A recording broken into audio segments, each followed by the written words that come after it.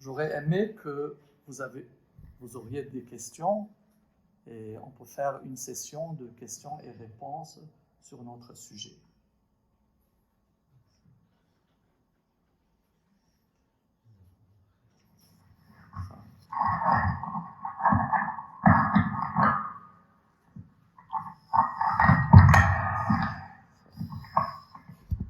Merci beaucoup pour notre frère Dr Firas Ahmed pour cette intervention. Donc, si vous avez des questions à poser, je peux passer le micro à vous.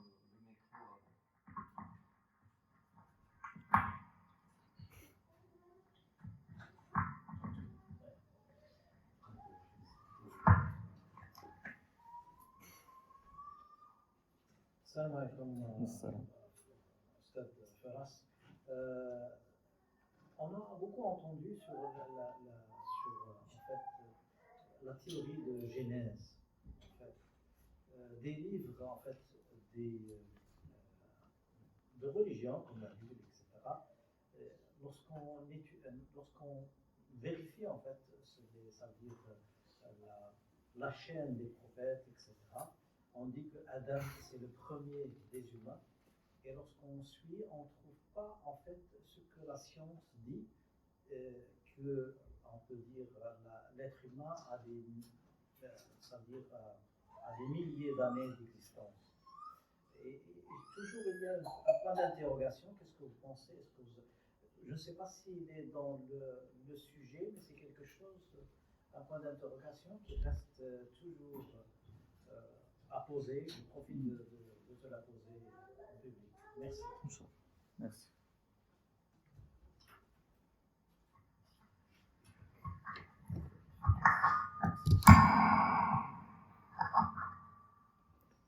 Merci, mon cher ami de la jeunesse. C'est une très bonne question. En fait, il y a des gens qui n'ont pas interprété la Bible comme il faut.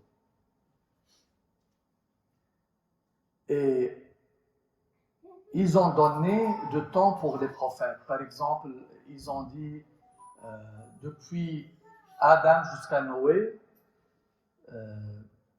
par exemple, 2000 ans. Et le temps, les années, c'est un peu différent. Comment on disait le jour, par compter le jour. C'est une époque, c'est une période de temps, mais ça ne veut pas dire 24 heures. Par exemple, dans le Coran, c'est la même chose. C'est des étapes de temps. Ce n'est pas une journée 24 heures comme on le vise maintenant. وَيَوْمٌ عِنْدَ رَبِّكَ كَأَلْفِ سَنَةٍ مِّمَّا يَعُدُّونَ تعرج الملائكة والروح إليه في يوم كان مقداره 50,000 سنة. Ces références, il faut chercher et comprendre ça. Dans la Bible, pourrait être la même chose. Mais les gens qui ont, après cet manuscrit, ont interprété ou ont copié avec le temps, là, ils ont projeté il était subjectif, ils ont projeté de leur compréhension, mais c'était pas vrai. Nous, comme musulmans, on croit à la Bible, à tous les livres saints, mais après, il y a le King James Version. Après la Bible, que ce soit les Torah et l'Évangile, tout ça, il y a d'autres livres qui se sont ajoutés. La Talmud, il y a beaucoup d'autres. Sifr al-Muluk, il y a beaucoup d'autres. Mais ce que je voulais dire, que nous, les musulmans, des fois, on avait des hadiths des Israélites, on les appelle. On copie ce qu'ils disaient les gens de livres, les chrétiens et les juifs. Mais dans le Coran, il a de références à une création qui s'est appelée Adam, mais on ne savait pas quand est-ce. Plus que ça, la science, dans l'islam, ça va avec les découvertes scientifiques dans ce sujet, à ce propos. Et les preuves que le prophète Muhammad sallallahu alayhi wa sallam Ansibuni ila Adnana thumma amsiku. Pour faire l'arbre généalogique de moi-même, pedigree encore on l'appelle, vous pouvez faire cet arbre jusqu'au Adnan. Après, il a dit wa qurunun bayna dhalika kathiran. De Adnan jusqu'à Noé, il y avait beaucoup de siècles. Vous ne pouvez pas compter. Ce qu'ils nous disent, que le prophète n'a pas dit que Adam, l'âge d'Adam, c'est 6000 ans. Et donc, ça c'est la première des choses. Maintenant, on sait que notre espèce, la dernière espèce humaine, l'Homo sapiens sapiens. Homo sapiens means homme sage. Homo sapiens sapiens, la dernière. On disait au début que l'âge de l'Homo sapiens sapiens, 100 000 ans. Maintenant, avec la découverte au Maroc de certains fossiles, on a dit c'est 250 000 ans. Quoi que ce soit, moi je dis avec ces paléontologues, quand ils font l'analyse de ces hominins, oui, on appelle ces fossiles hominins, de l'homme. Voilà, hominins, la catégorie des hominidés. Ces fossiles, il y a beaucoup d'erreurs. Il faut se méfier. Ces gens-là qui travaillent dans la paléontologie, physical anthropology, ils ont des limitations. Des fois, les méthodes qui mesurent la vie, le carbone 14 et tout ça, il y a beaucoup d'autres variables et variantes dans ces études. Et il y a beaucoup des articles antagonistes. Certaines méthodes ont été acceptées par des scientifiques, certaines pas. Par exemple, le fragmented DNA. Dans certains fossiles, ils n'ont pas pu trouver une chaîne de DNA complète. Et ce n'était pas accepté par tous les scientifiques. Donc, ce sujet-là est controversial. Il y a toujours de dilemmes dans ça. Ce n'est pas de la science exacte 100%. Voilà. Surtout quand ça touche l'évolution et l'adaptation.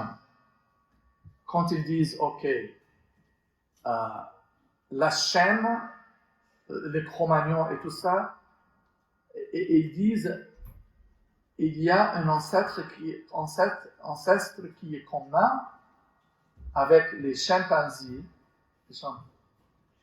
et l'espèce qui était ancienne, avant l'Australopithecus et tout ça. Et il y a beaucoup d'incertitudes, d'accord? Mais si, d'après notre connaissance, avec la science et la religion, on peut conclure le suivant. Et ça, c'est mon avis. Après faire des recherches, je suis arrivé à cette conclusion. La première, si vous regardez ce hadith qui est qui est reporté de Sahih de Imam Sadiq قبل آدمكم هذا ألف آدم ألف Adam. Avant votre Adam, il y avait d'autres Adam. Donc, il y avait peut-être il y a une référence à ce Adam, à la dernière espèce, Homo sapiens sapiens. Mais d'autres espèces, d'autres espèces, on disait que comme le Néandertal était avant l'Homo sapiens sapiens. Il vivait en France, en Europe, au sud de l'Europe. Et on disait que ces gens-là étaient naïfs, étaient dotés d'un intellect. Donc, s'ils étaient dotés d'intellect, donc, par la justice divine, peut-être ils auraient un jugement. Mais maintenant, les dernières recherches disaient que l'Homo sapiens sapiens a coexisté avec le Néandertal dans le sud de l'Europe et que l'Homo sapiens sapiens était plus sophistiqué. Ils ont massacré et tué tous les Néandertals. D'où peut-être la référence dans le Coran أَتَجْعَلُ فِيهَا مَنْ يُفْسِدُ فِيهَا وَيَسْفِكُ الدِّمَاءَ. Mais ce que je dis, donc, on n'est pas sûr, c'était 2500, 250 000 ans, Adam était créé, peut-être 100 000, on ne sait pas. Le prophète Mohammed nous a enseigné qu'il y avait beaucoup de temps, mais il n'a pas spécifié.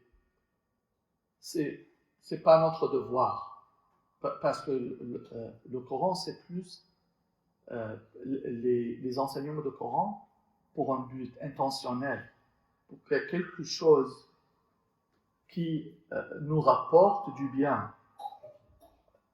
Nous ne sommes pas responsables de connaître toutes les vérités qui se sont passées, toute l'histoire. قال فما بال القرون الأولى قال علمها عند ربي في كتاب لا يضل ربي ولا ينسى. On n'est pas responsable de tout ça et on ne sera pas jugé sur ça. Bien que la Terre a un système de recording de tous les événements dans les fossiles et les différentes couches de la Terre. Comme l'univers a un système d'enregistrement. Parce que maintenant, qui disent qu'on ne pourra pas après étudier les ondes qui sont trop phares de nous dans d'autres galaxies, faire une diffusion de matchs de football entre galaxies, rien n'empêche. Comme vous le connaissez maintenant, je regarde la nuit, je vais voir une étoile. Peut-être cette étoile n'existe plus dans l'univers. Parce que la lumière qui a commencé de cette étoile est maintenant arrivée, maintenant je le vois, l'étoile était à cette position. Par exemple, si la lumière de cette étoile prendra 3 millions d'années pour arriver à la Terre, maintenant je le vois, mais ça a commencé 3 millions d'années. Et maintenant l'étoile peut-être s'est vanishée. وَالنَّجْمِ إِذَا هَوَى collapse. Peut-être été en collision avec d'autres, ou été étouffé par un trou noir, ou détruit par un trou noir.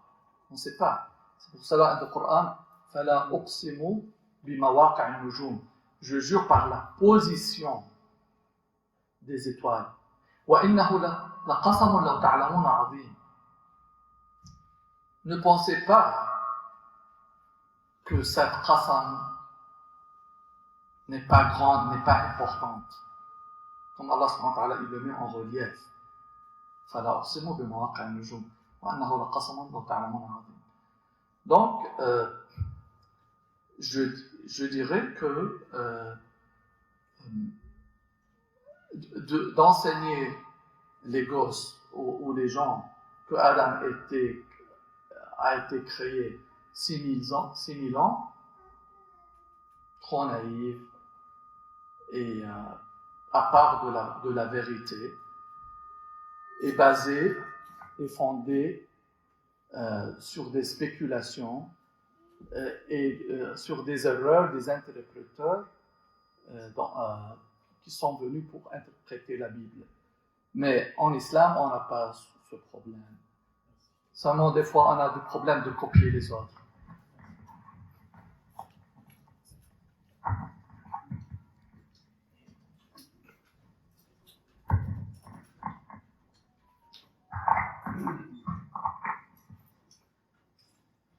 Bonsoir à tous.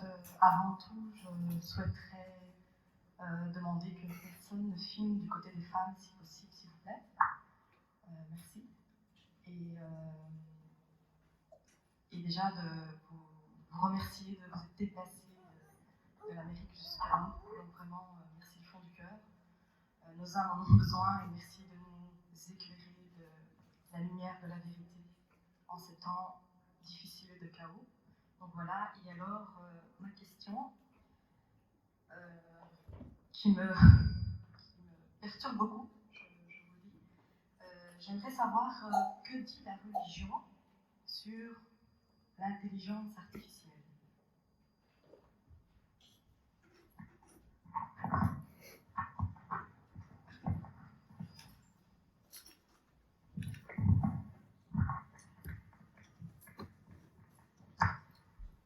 Si ma réponse est générique, et cette réponse consiste à dire que la religion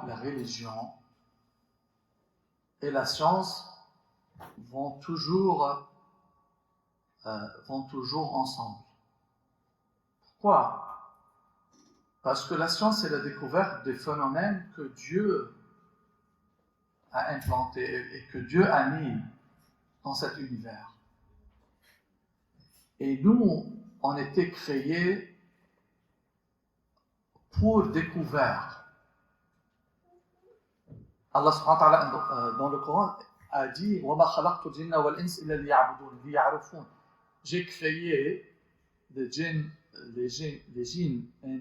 et les humains pour savoir, pour connaître, pour découvrir. Et le problème, c'est le problème de morale, de la moralité. Et comment la religion est importante, parce que la moralité, les valeurs et le moral peuvent être fournis uniquement par la religion. La science ne parle pas de morale, d'éthique, de conduite humaine, de code de conduite humaine. Maintenant, on a beaucoup de problèmes moraux. Parce qu'on a des fois, on essaie de s'éloigner de la religion.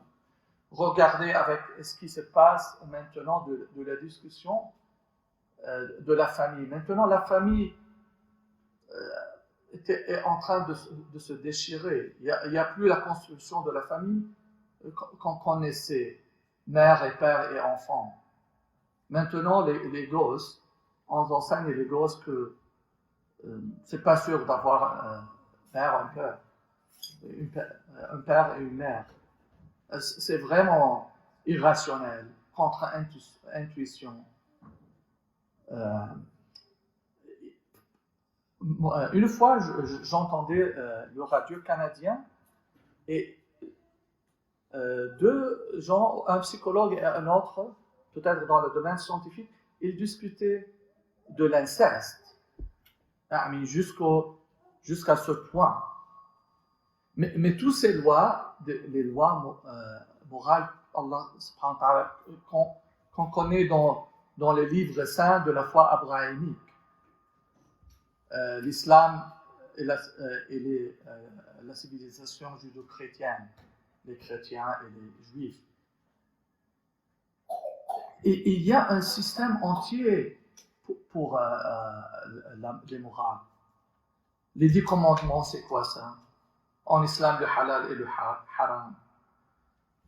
La vie, vraiment, ne peut pas se tenir. La famille ne peut pas se tenir. On ne pourra pas voir notre vie comme il faut si on ne s'attache pas au moral.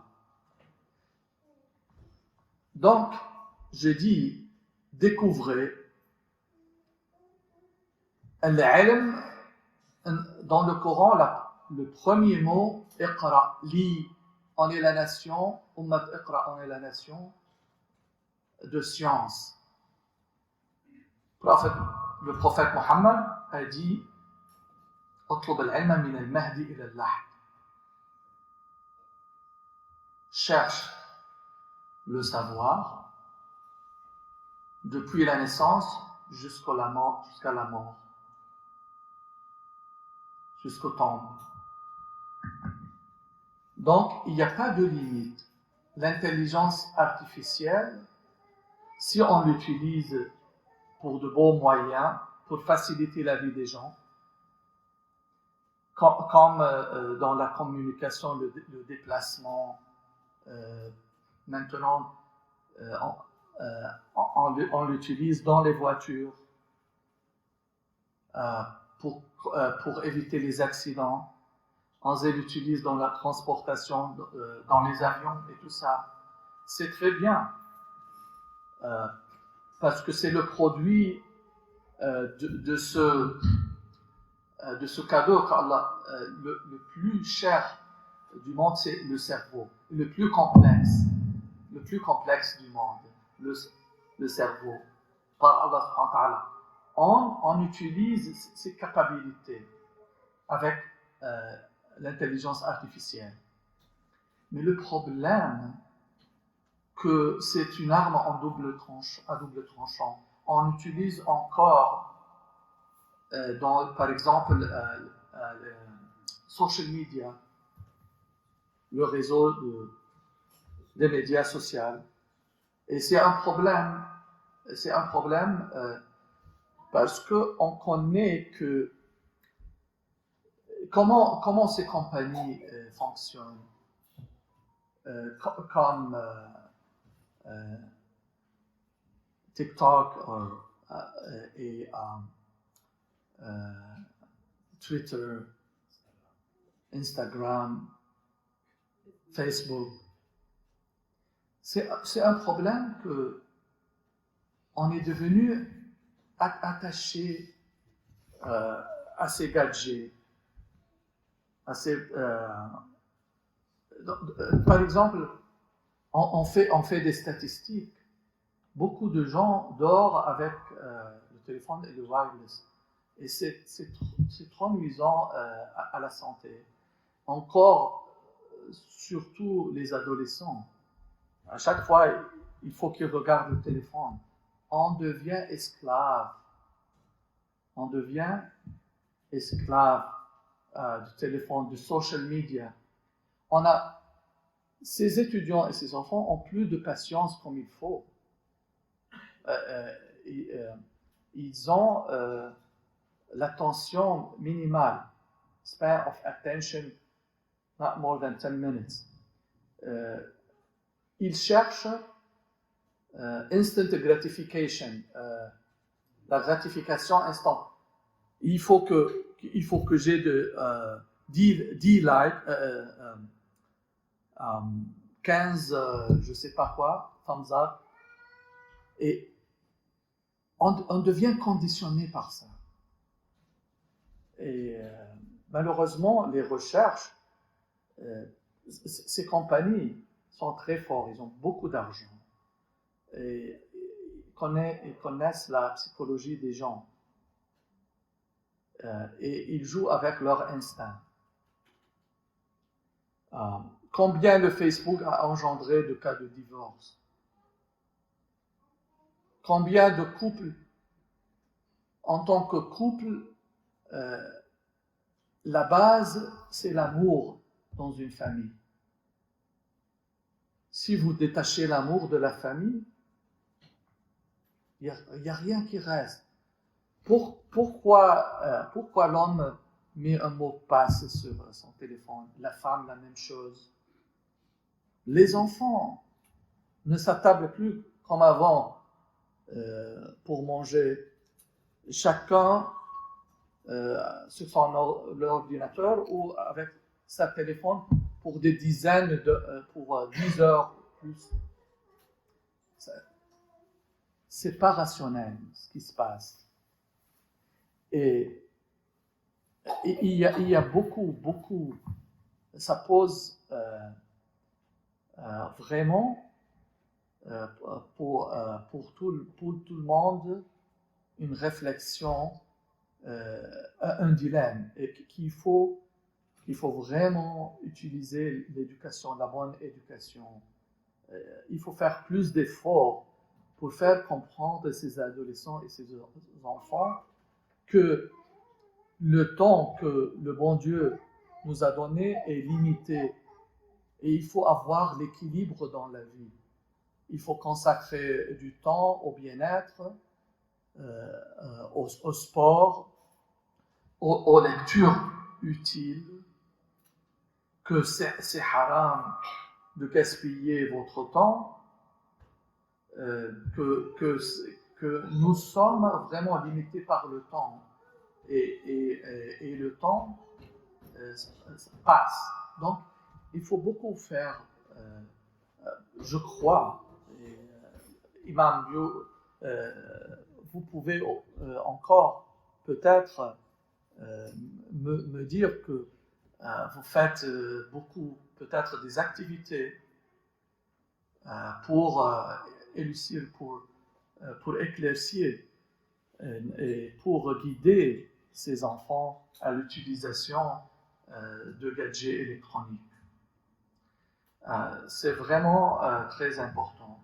Moi, je l'ai fait plusieurs fois aux États-Unis et j'encourage de faire beaucoup de discussions et beaucoup de conférences sur ça. Et nos frères de croyance, de la croyance chrétienne, font un job fantastique. Je connais beaucoup des églises qui font de telles activités. Et on peut partager les idées encore avec ces églises partout dans le monde. Parce que maintenant c'est facile avec toute la communication. Vous prenez le site ou les activités, vous utilisez les search engines, Google et d'autres pour chercher ces activités. J'espère que j'ai répondu à votre question.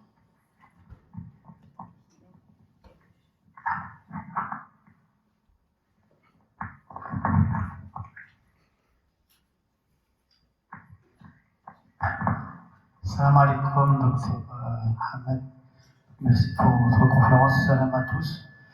La question que je voudrais savoir, c'est déjà l'origine de la science moderne.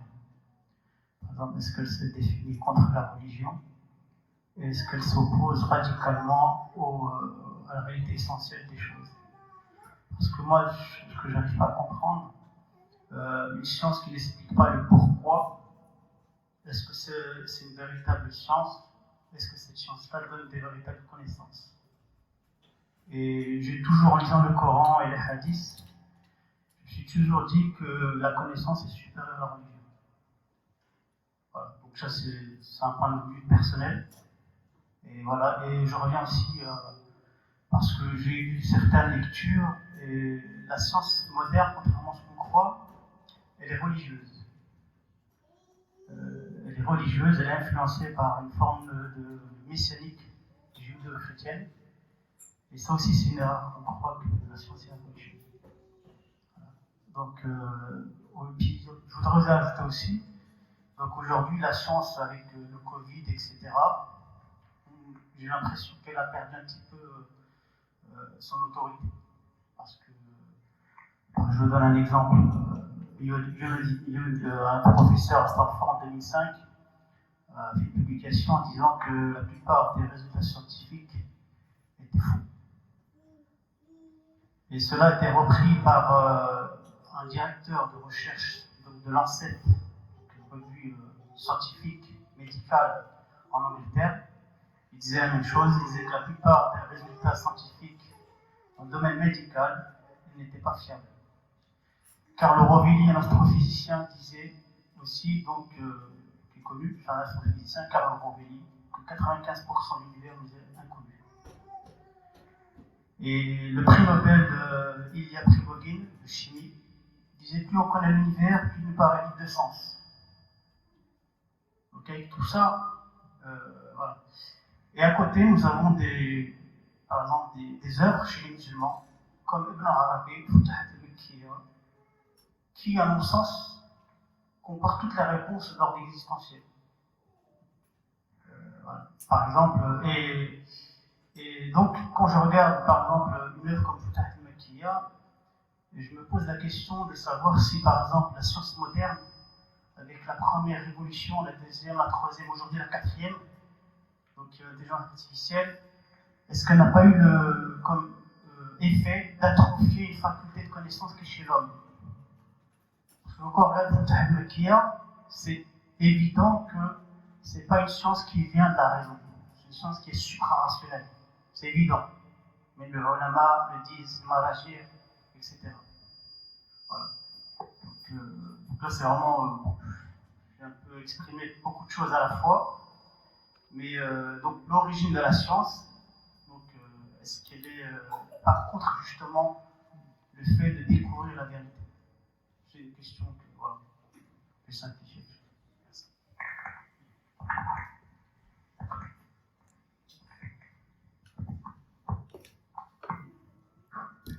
Merci beaucoup. Il y a plusieurs sections pour votre question.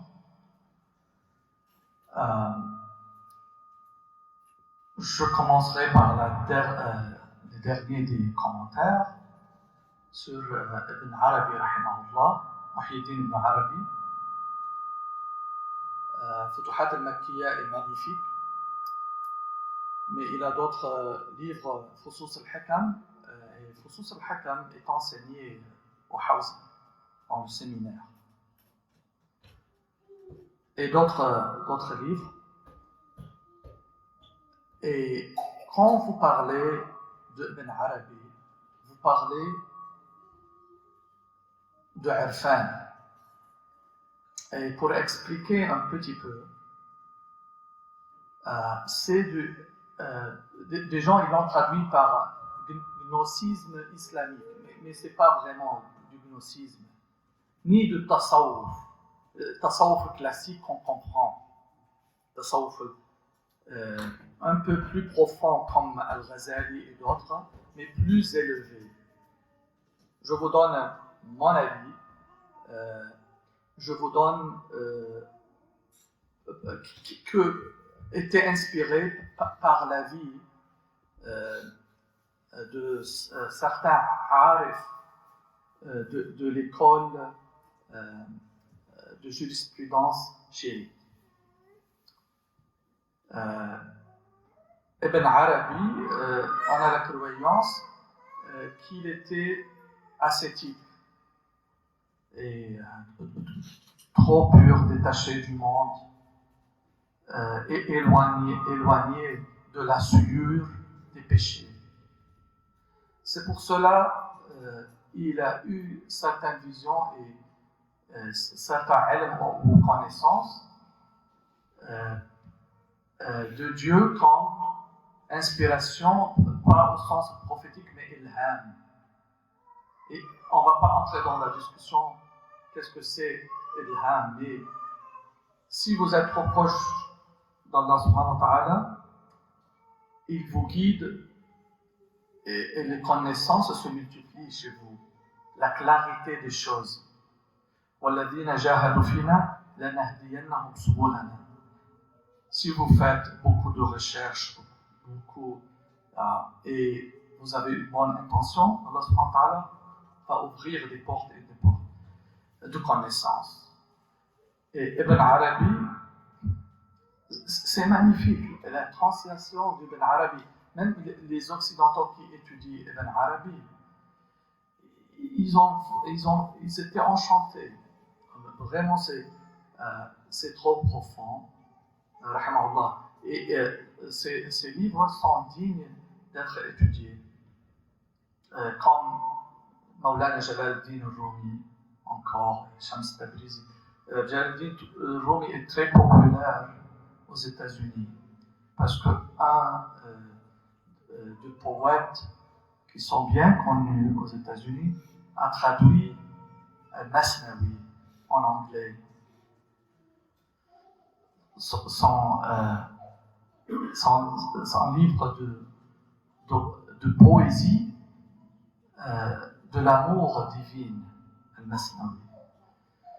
Donc, la connaissance, c'est plus que la science. Je suis d'accord, 100%. Et quand j'ai dit Al-Ilm, en islam, ça avait référé. C'est pas limité aux sciences expérimentales.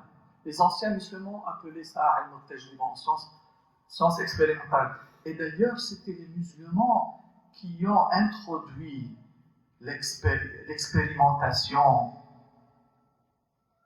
à la science. Avant, dans le temps des Grecs, dans le temps de la philosophie, et après, il y avait la géométrie, les mathématiques, Ilm al-Hay'a, al-Falak, l'astrophysique.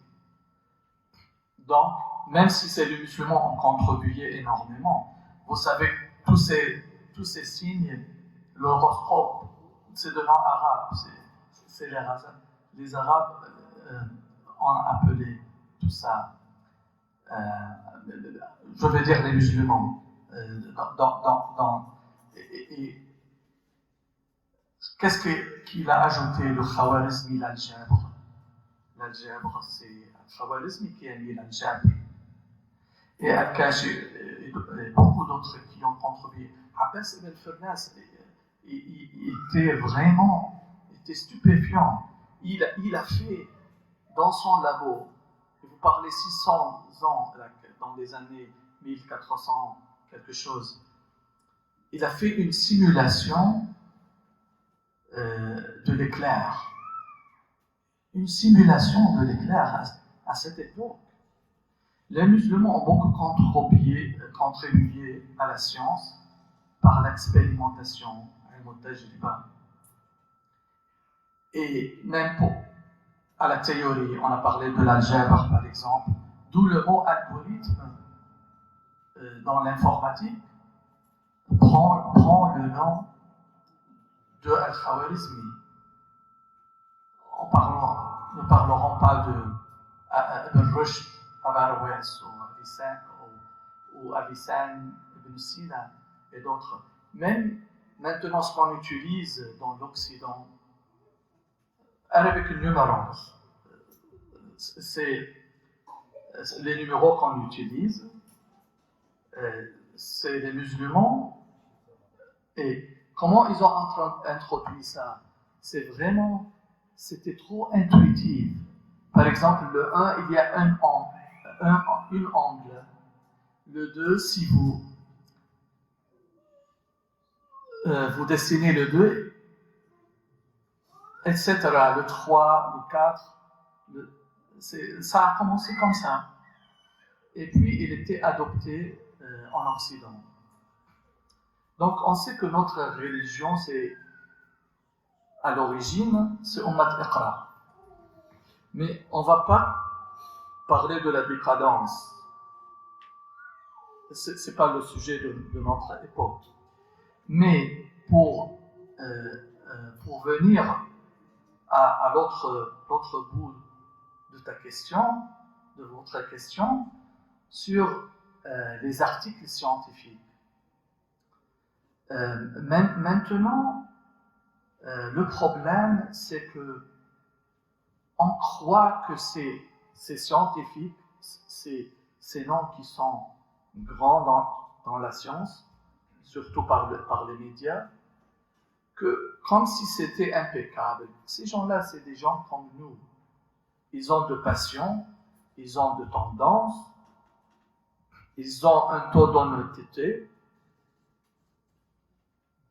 et des fois, ils sont subjectifs. Maintenant, ils peuvent être de grands mathématiciens, mais quand ils parlent de la philosophie, de pourquoi des choses, ils font beaucoup de gaffes. Je ne le dis pas, c'est pas moi qui le dis, c'est eux qui disent sur l'un sur l'autre. Il y a beaucoup d'articles comme ça. Mais maintenant, on essaie d'avoir la monopolie de la science. Par exemple, surtout en Occident, on essaie d'être toujours à la tête et les premiers par les articles scientifiques qu'on produit chaque année. Mais maintenant, la Chine, par exemple, va dépasser les États-Unis de nombre d'articles. Il y a d'autres pays. Il y a l'Est, la Russie, il y a l'Iran, d'autres pays islamiques. En Iran, par exemple, la recherche scientifique est trop avancée. Et chaque année, il y a de plus en plus d'articles scientifiques.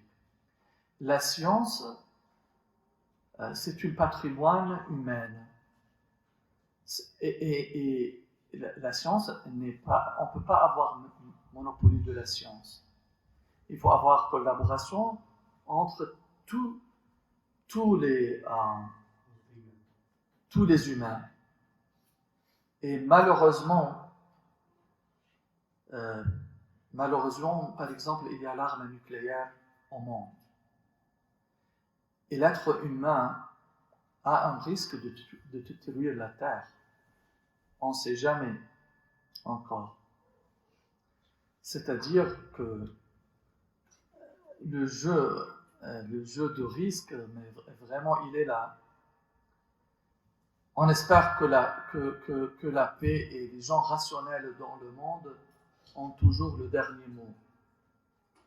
Si ce n'était pas le cas, on se tombe dans les guerres et les conflits et tout ça. Que Dieu épargne l'Europe, les États-Unis, le monde islamique et tout ça.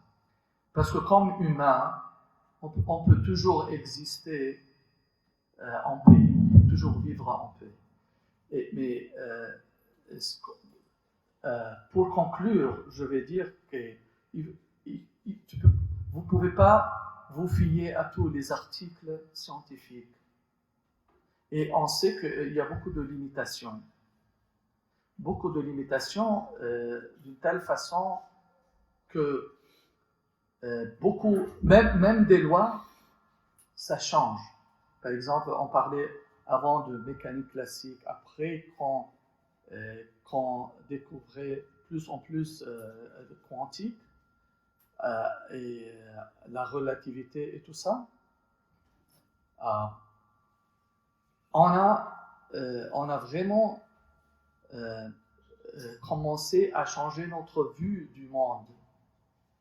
Comme vous l'avez mis, moins de 5% de l'univers visible est vraiment visible, l'autre est inconnu. Et peut-être c'est faux, peut-être moins que ça. On ne sait pas. Notre connaissance même de la gravité, même si la gravité est une constante universelle, notre perception Et de la gravité, ça a changé maintenant. Ok, on connaissait la gravité que deux masses dans l'espace exercent l'un sur l'autre. Newton. M multiplié par M prime, inversement proportionnel à leur distance au carré. Ok, c'est la force qui exerce. Mais après, on a dit, une masse sur l'autre. C'est pour cela, votre poids à la Lune est le 6e, 1 sur 6 de votre poids ici, sur Terre. Parce que la masse de la Lune, 6 fois moins que la masse de la Terre. Et ils sont 2 masses. Mais on a découvert il y a beaucoup plus que ça. Il y a beaucoup plus que ça, beaucoup plus de variantes qui redéfinit cette compréhension. Et non, maintenant on parle comme tout l'univers. Avant, on parlait qu'il y avait l'éther dans l'univers. Qu'est-ce qu'il y a entre les galaxies? Il y a l'éther, un fluide. Maintenant, on parle tout ça comme un tissu, tout l'univers. Et si vous mettez n'importe quelle masse qui change de rotation, de trajet, par exemple par une collision avec un astéroïde, météore ou d'autres choses, on comprend que maintenant, toute masse peut influencer d'autres masses tout autour jusqu'aux des distances infinitésimales. Donc, et on suppose qu'il y a une matière pour expliquer ça, une matière noire, mais on ne sait pas la nature de cette matière noire.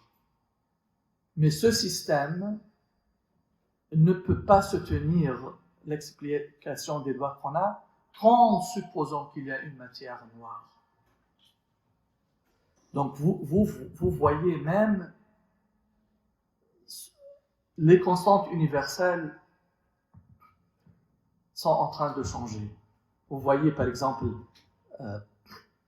une des constantes universelles jusqu'à maintenant, c'est la célérité de la lumière, à peu près 300 000 km par seconde. Mais et avant du temps d'Einstein, on parlait du temps comme une entité absolue, la 4e dimension. Maintenant, on ne parle plus de ça. Le temps dépend de la matière. C'est pour cela qu'on l'appelle le souple ou le vecteur temps-espace. Où on est dans l'espace, quelle est la célérité? De quoi on parle? Vous me parlez du temps. Donc le temps peut être changé encore. Ce n'est pas une dimension. Je vais pas. Il y a beaucoup de théories, mais on essaie uniquement de parler de lois, de vérité. Par exemple, il y avait la théorie of strings, qui y avait 11 dimensions. Et il y a des théories de multiverse, plusieurs univers parallèles. Certains scientifiques, certains savants, étaient vraiment obligés de supposer, par tous ces changements, qu'il y a un autre univers parallèle qu'on ne voit pas, qui a de l'influence sur cet univers, et changer ça, au lieu de la matière noire. Donc, notre connaissance est à une étape embryonique. قل لمن يدعي في العلم فلسفة حفظت شيئا وغابت عنك أشياء. Mais quand ils parlent d'eux-mêmes, Stephen Hawking, for example, en CNN, c'est un de très importants figures de la CNN. Il est mort maintenant. Je ne me rappelle pas son nom maintenant. Quand il a parlé de lui, il a dit le plus intelligent humain jamais existé, Stephen Hawking. Bon, vous voyez l'exagération, vous voyez la manipulation médiatique, vous voyez ça. Et Stephen Hawking, il a fait de grands travaux, surtout sur la singularité, la forme de la mathématique de la singularité. Mais vous voyez, ces savants, que leur athéisme est psychologique. Ce type-là, rahimahullah, que Dieu sait plus que nous. Et nous, en tant que musulmans, le bon musulman aime tout le monde et sont ses frères ou ses sœurs de l'humanité. On aime tous les humains. Et il a fait de très bons travail, mais parce qu'il était handicapé depuis son jeune âge, il a dénié l'existence de Dieu à cause de la justice. Il a dit, mais pourquoi j'étais créé comme ça? Ok. Mais Allah subhanahu wa ta'ala, il n'a pas pensé qu'Allah subhanahu wa ta'ala a pris la locomotion, cette capacité de locomotion de lui, mais il lui a donné toute cette fameuse et énorme réputation. Il lui a fait de lui un héros. Et il faut remercier ça. Il n'a pas pensé que Allah subhanahu wa ta'ala, c'est vrai, il prend quelque chose de nous, mais il nous donne beaucoup plus. Il lui a donné beaucoup plus. Il lui a donné le nom maintenant dans l'histoire. Quand je suis venu de ce voyage de Copenhague à Paris, un retraité français était en train de lire A Brief History in Time for Stephen Hawking, une histoire brève du temps. Et donc, il lui a donné ce cerveau qui est magnifique, et ce temps-là et cette habileté de recherche pour découvrir. Et en fait, il a écrit le grand design, le grand design de l'univers. Et il a dit que l'univers est fait et conçu d'une manière stupéfiante. Parce que vous savez que si vous changez un peu une de ces constantes, par exemple, si la célérité de la lumière n'était pas à peu près 300 000 km par seconde, il n'y aurait pas une vie. Et toutes les autres constantes, c'est la même chose. La constante gravitationnelle, constante de Planck, d'Avogadro et tous les autres. Donc, dans le grand design, et je finis par ça, il a dit, oh écoutez, regardez le monde, c'est fait d'une manière parfaite, c'est fait d'une conception extraordinaire. Quiconque qui a fait ça, je le remercie. Je suis plein de gratitude pour l'entité qui a fait ce design. Il n'a pas nommé le bon Dieu, il a dit, mais ça est insinué, même s'il disait je suis athée. Donc, ces savants, quand ils parlent de philosophie, ils ne peuvent pas s'empêcher de parler de la philosophie. Parce que dans leur théorie, après, si vous voulez regarder le tout, vous allez utiliser la philosophie. Et c'est ce qu'il a fait Stephen Hawking. Stephen Hawking est nommé l'Einstein en astrophysique de notre époque. Il a essayé de faire the theory of everything, la théorie de toutes choses, pour réunir la mécanique quantique, la relativité, la mécanique classique, et tous les autres pour interpréter le monde sur ce qu'il est. Et il n'a pas pu le faire, mais il a essayé. Donc, vous voyez, parce que la religion et la philosophie, c'est un besoin psychologique. Quiconque, qui ce soit, Einstein ou Stephen Hawking ou n'importe quel savant ne peut pas s'échapper. C'est un besoin psychologique.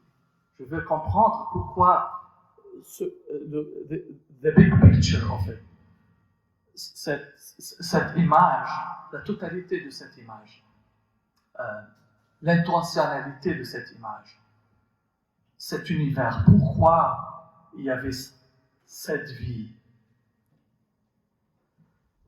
Nous, comme des gens qui ont la foi abrahamique,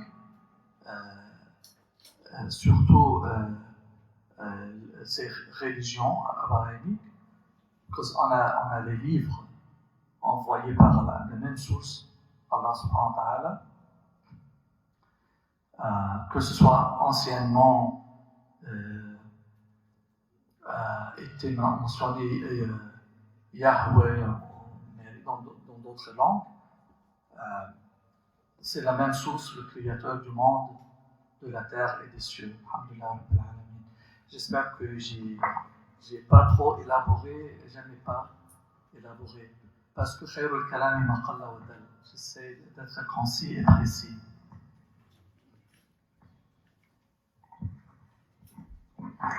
On a encore 10 minutes jusqu'à 20h30. Il y a d'autres participants.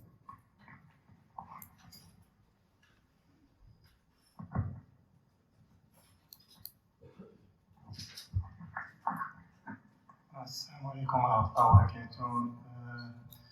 Merci à notre docteur pour cette conférence-là. Mais j'ai une remarque sur le titre, premièrement, parce qu'il y avait des problèmes d'interprétation de cette conférence, mais le problème vient premièrement du titre, je crois. Quand on parle de la religion, c'est quelle religion qu'on parle? Parce qu'il y a beaucoup de religions. C'est pour cela, les musulmans en Espagne, il y a longtemps, on écrit en espagnol, mais ils utilisent le mot din islamique. Jamais ils ont utilisé le mot religion parce qu'ils savent que dans l'Occident, donc normalement, on fait la différence entre, quand on parle de la religion, on parle de la séparation de la religion, c'est-à-dire la religion se concerne seulement l'individu, c'est la mosquée. Quand on sort de la mosquée, le din ou bien la religion, c'est loin d'organiser la société. C'est pour cela qu'ils ont utilisé toujours le mot din islamique pour dire donc il y a une différence entre autres religions et din islamique, parce que le din islamique concerne tout la vie d'un musulman. Et la deuxième chose, la science. Parce qu'encore, quand on utilise la science, on utilise l'ilm. Et l'ilm, c'est le contraire de l'ignorance, du jahl. C'est-à-dire, il n'y a pas la différence entre l'ilm et la connaissance. Dans le Coran, l'ilm ou le ilm, c'est-à-dire, quand on parle du Coran, par exemple, de kitab, donc négativement, mais le kitab, il parle positivement. Mais toujours, il parle positivement de l'ilm, c'est-à-dire que l'ilm, c'est la connaissance, c'est la vérité. Et donc, je crois, ici, il n'y a pas de contradiction ou bien entre la religion musulmane, c'est-à-dire l'islamique, qu'on parle de l'ilm. Parce que l'ilm, c'est un secteur de la religion. La religion organise toute la vie d'un musulman, et donc l'ilm ou bien la science entre dans, c'est un secteur qui concerne la vie d'un musulman ou bien d'un être humain, et c'est pour cela que la religion aussi, donc, normalement, organise ce secteur-là. Donc il n'y a pas d'incompatibilité entre la religion et la science. Et c'est pour cela, donc, le Coran, Allah subhanahu wa ta'ala, il utilise donc normalement par des phénomènes scientifiques dans le Coran, parce que le Coran c'est un livre de la guidance, donc il a utilisé parfois donc l'explication, il a donné donc des phénomènes scientifiques pour guider donc l'être humain à la vérité, à la science, à la haqiqa. Hein? Donc ça c'est autre chose. Et on trouve normalement les prophètes, et la image, c'est eux qui ont donné les bases de la science. Je donne des exemples parce que dans par exemple, les églises, on trouve les symboles de la géométrie sainte. Et donc, qui a parlé premièrement de cette géométrie-là? C'est sûr, parce que ça, il vient donc de la source divine. Ce sont des prophètes. Dans notre époque, par exemple, la chimie, donc on signe la chimie. Premièrement, Jabir Nahya, c'est un élève de Ja'far Sadiq alayhi salam. C'est lui qui donc a enseigné les bases, les premières bases de la chimie. Donc, ce sont des imams ou bien des prophètes normalement qui ont enseigné la science, les bases de la science donc, à l'être humain. Je crois, grâce à les prophètes, donc l'être humain donc, il a développé. Ça, c'est autre chose. Donc, j'ai une question seulement. Il y a les trous donc, noirs, parce qu'en mathématiques, 0, c'est un élément absorbant, mais qu'on parle de l'infini. L'infini, donc, c'est-à-dire qu'on parle de la frontière, de l'ensemble, la topologie, donc l'adhérence de l'ensemble. Mais l'infini aussi, dans cet ensemble-là, c'est un élément absorbant. Donc, on peut parler parce qu'il y a des gens qui parlent maintenant il y a la matière blanche, c'est-à-dire il y a les trous blancs. Qu'est-ce que vous pensez donc de ce thème-là? Merci beaucoup. Hein. Salam alaikum.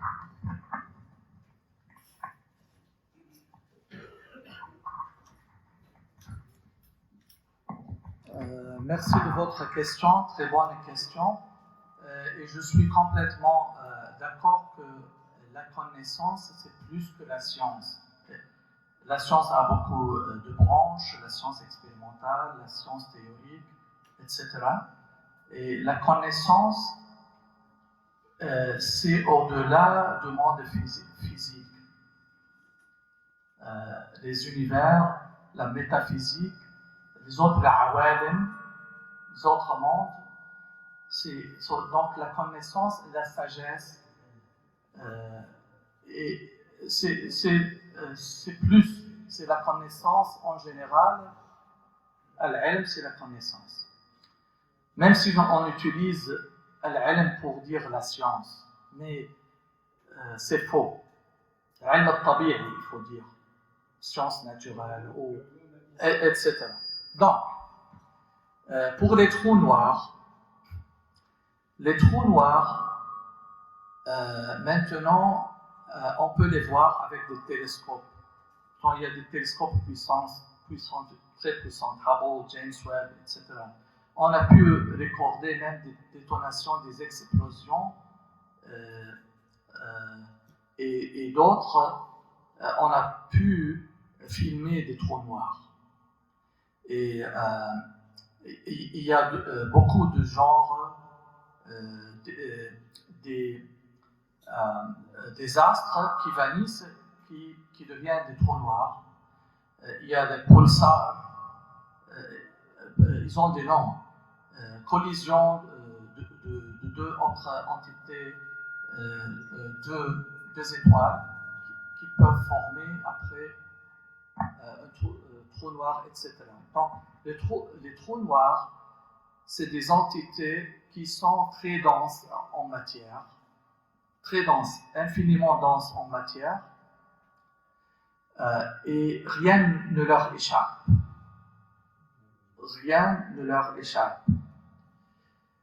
Et ils sont sombres, d'où le nom. Parce qu'il n'y a pas de lumière. La lumière ne peut pas traverser. Toute la matière va être vanissée. Il n'y a rien qui reste. Donc, si vous regardez et vous pondérez et vous contemplez des versets, il y a des références qui sont très claires.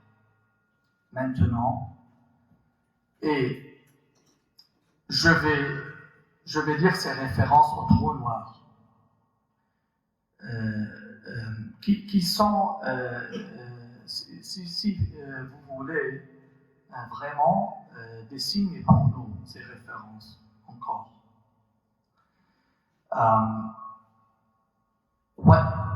First, premièrement, وَالنَّجْمِ إِذَا هَوَى. Donc, dans ce verset, Allah jure par l'astre qui collapse. وَالنَّجْمِ إِذَا هَوَى. Il y a il jure. Donc, un autre verset, et on sait maintenant un trou noir. Il y a un genre de trou noir, un astre ou une étoile qui collapse devient trou noir. Il y a un autre verset, Fala Uqsim, Uqsim juré.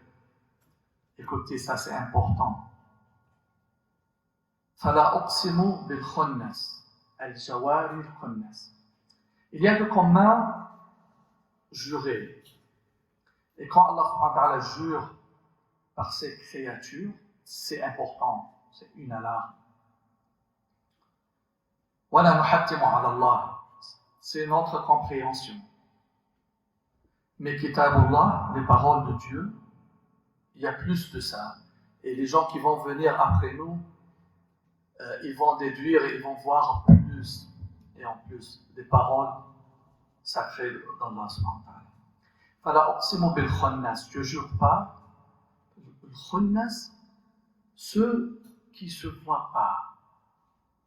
Khanasa fil layl, khanasa en arabe, il a disparu.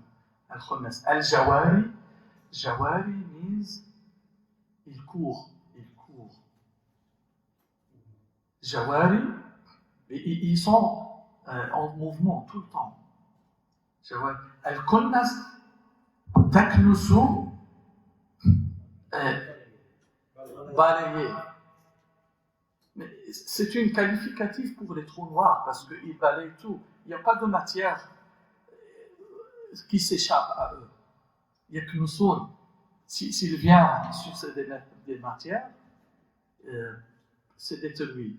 Cette matière ne devient pas une partie des trous noirs parce que la matière est trop dense. Le champ de gravitation est énorme, infiniment énorme. Donc c'est un autre jure. Fala uqsimu bimawaqi' an-nujum. Donc c'est un autre qasam, un autre ok. Et j'ai dit وَالنَّجْمِ إِذَا هَوَى. Et d'autres pour référence au pulsar, à sa détonation. وَالنَّجْمِ, le waw est pour le jurement. القسم. وَالسَّمَاءِ, je jure par le ciel. وَالطَّارِقِ. Maintenant, la question, وَمَا أَدْرَكَ مَا الطَّارِقِ, tu connais c'est quoi le طارق?